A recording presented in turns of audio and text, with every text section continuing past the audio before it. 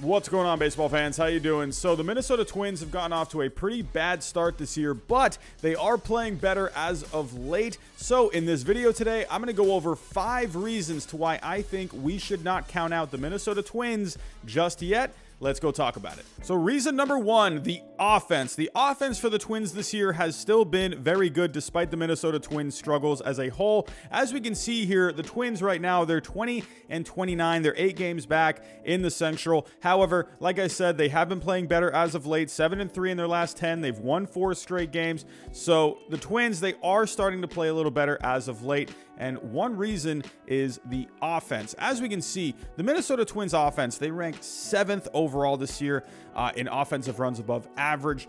And I mean, so that's already pretty good. And the reason why is because they're making things happen on the base pass. If we look at Fangraphs here with runs scored through base running, they rank 8th overall. The funny thing is that the Minnesota Twins in BABIP, which is batting average on balls in play, they actually don't rank very well. They rank 20th overall at 283 BABIP. That's actually pretty low. The league average tends to be around 300. So the Twins offense overall, they rank very well, and that's even with a kind of a bit of a lower BABIP. So the fact that the Twins, they're not having as many balls fall into play, they're still making a lot of things happen, especially on the base paths. So the fact that we haven't even seen the Twins offense be at full strength, I think that's a pretty scary proposition if you ask me. So this Minnesota Twins offense, that even with, they haven't been getting as lucky with balls in play, at least as much as they could be, they still have a very good offense. They still have a lot of power in that lineup. Nelson Cruz, Josh Donaldson when he can stay healthy. Byron Buxton is eventually going to come back. They got Luis Arias, who's eventually going to come back. If we go take a look at those guys, Byron Buxton, he's having a very good season so far. 370 average, a 408 on base, over an 1100 OPS, 9 homers, 17 RBIs, 5 stolen bases. The problem with this guy is he just can't stay healthy. And Luis Arias as well. I mean, this guy's having a pretty decent season so far as well. 277 average, a 358 on base. He's just making things happen in that lineup. So these two are eventually going to be coming back. They're going to help that offense.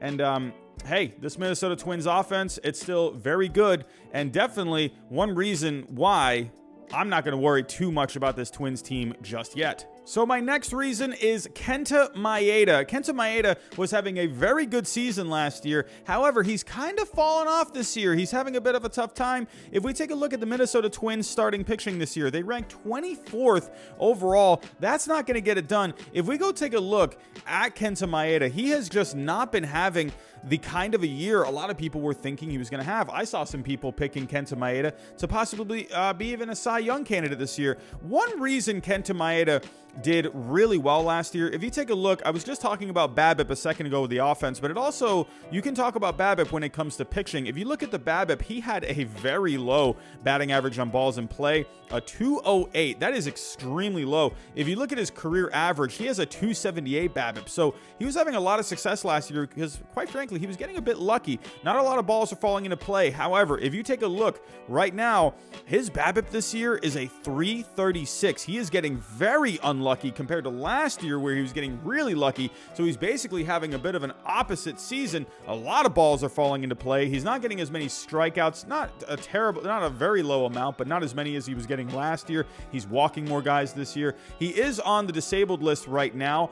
But if we take a look at the stats overall, a 5.27 ERA through 9 starts. Again, not getting as many strikeouts as he was last year. He's on the injured list right now. I think when Kenta Maeda comes back, I think he's going to take this time. He's going to try, maybe figure out some things going on here. Maybe go over just his approach to some of his starts.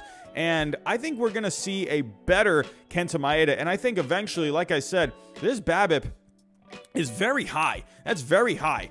And I think eventually we're going to see that start to come down a little bit. I think you're going to see a better Kenta Maeda once he comes back from the injured list. And also one more thing, while Kenta Maeda is on the injured list, Randy Dobnak is back with the Twins. He was actually sent back down to the minor leagues recently, and he actually just started not too long ago. He had 6 innings, had a really good start. And so I think Randy Dobnak, he went back down to the minor leagues, worked on some things. So an improved Randy Dobnak is only going to help this Minnesota Twins starting pitching.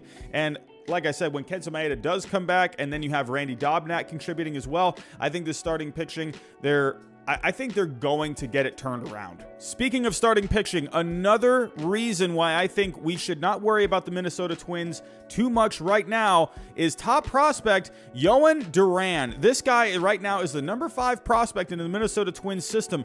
If you haven't heard of this guy is... He throws some gas. If we take a look at the scouting report right now, he has a 70 fastball. He has a 65 splitter. The splitter, probably my favorite pitch.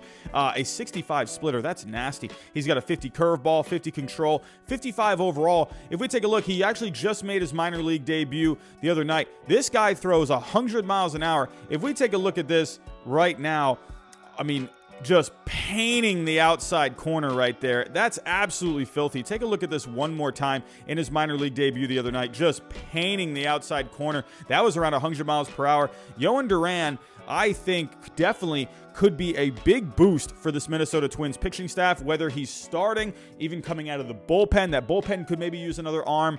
I think this guy right here, this guy could definitely give a spark to the Minnesota Twins this season. I mean, we have seen it before years back with Francisco Liriano. He really helped out that Minnesota Twins team years back in, 2006.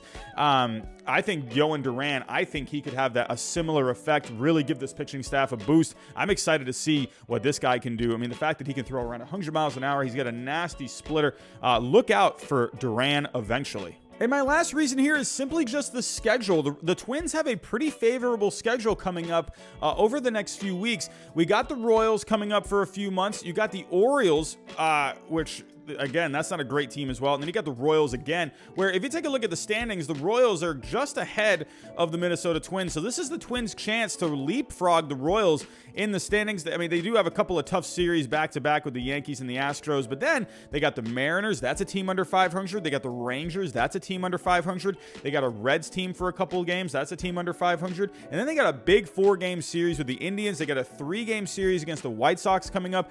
I think this Twins schedule, this gives them a chance in the month of June. I think if they really want to turn this around, this month of June is going to be very, very important because they're playing teams that are under 500 and they have some key division matchups against the Royals, against the Indians, and against the White Sox. So right now, I'm going to wait and see. I'm going to give this Twins team one more month simply just because of this schedule as well. So those are my reasons why I'm not going to count out the Minnesota Twins just yet. Tell me what you think down below in the comments. Are you going to count them out? Are you going to give them some more time? Let me know down below in the comments. That's all I got for right now. If you can, hit that subscribe button, hit the like button, hit the bell button, hit all the other buttons, whatever other buttons there are, hit all the buttons. But that's all I got for right now, everyone. Thanks for watching, and I'll talk to you next time.